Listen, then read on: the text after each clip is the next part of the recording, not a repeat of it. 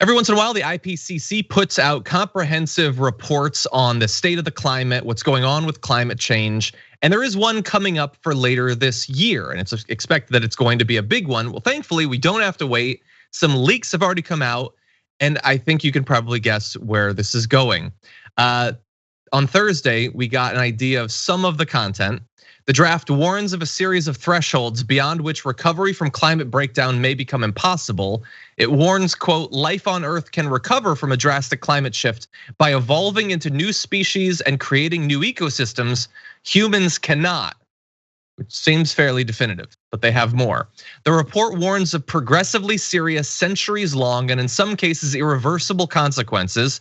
The report also said that the millions of people who live along coastlines, almost everywhere around the world, could be battered by multiple climate calamities at once: drought, heat waves, cyclones, wildfires, and flooding, which sounds bad, but don't worry, as Ben Shapiro said, just sell your coastline property.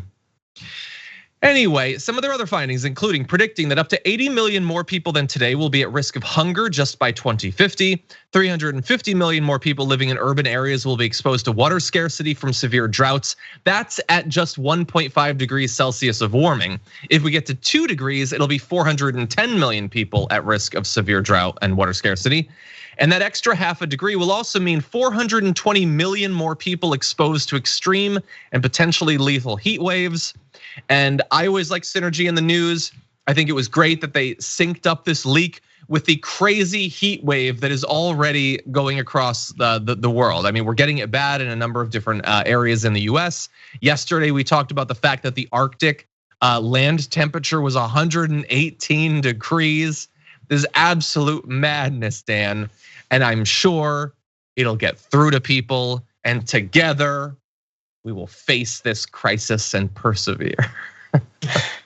Now, John, as long as you and I keep doing our individual part to reduce, reuse, and recycle, the climate will get better. And we just need to continue watching those ads of soap companies cleaning off oil from birds, and then that's their accountability. We recycle, they make the ads about cleaning birds, and then it's all good. No, it's these. Even in like sort of my young life, like going through these things where like I kind of started out with like An Inconvenient Truth, not like started out like watching it when I was in kindergarten, but like that came out when I was very, very young.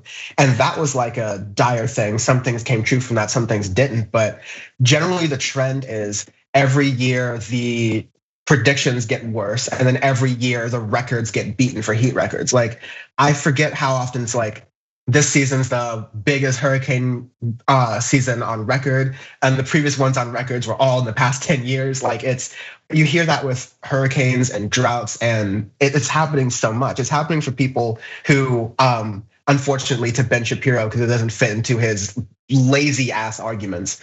Yeah. They live in remote areas of the world that are, for reasons that Ben Shapiro doesn't want to explain, have been heavily hit economically already. And so they can't just sell their house. First off, the idea of selling property that's about to be destroyed, who is going to give you enough money for that to get you to move?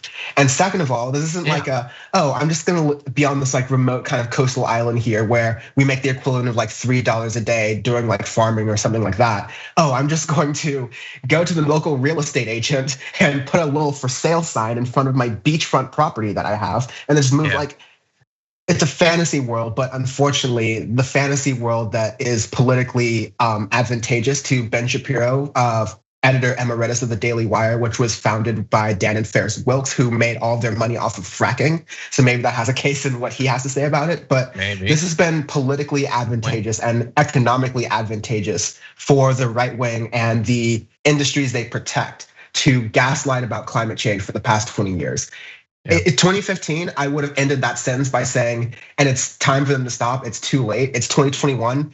It's already over for that. Like, we're heading for some really bad stuff. Now we need to mitigate at least how bad it could be. We can't reverse it. We just got to mitigate. That's how bad it is listening to them. And so again, for those who are inclined, we need to stop doing the same thing, expecting a different result. We need more kind of climate action and justice. And like, I'm glad for you, John, for putting these stories in the forefront and hopefully getting us there.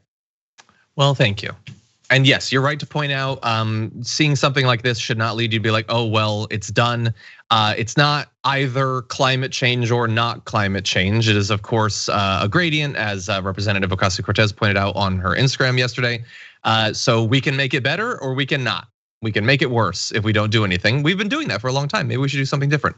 And I too agree. I remember An Inconvenient Truth coming out. I was so young when that came out, just as young as you when that came out. Sure.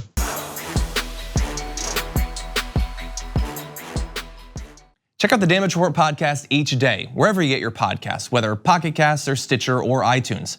You can join me as I give you the news and stories you want, with a range of co-hosts and interview guests jumping in on the fun each day.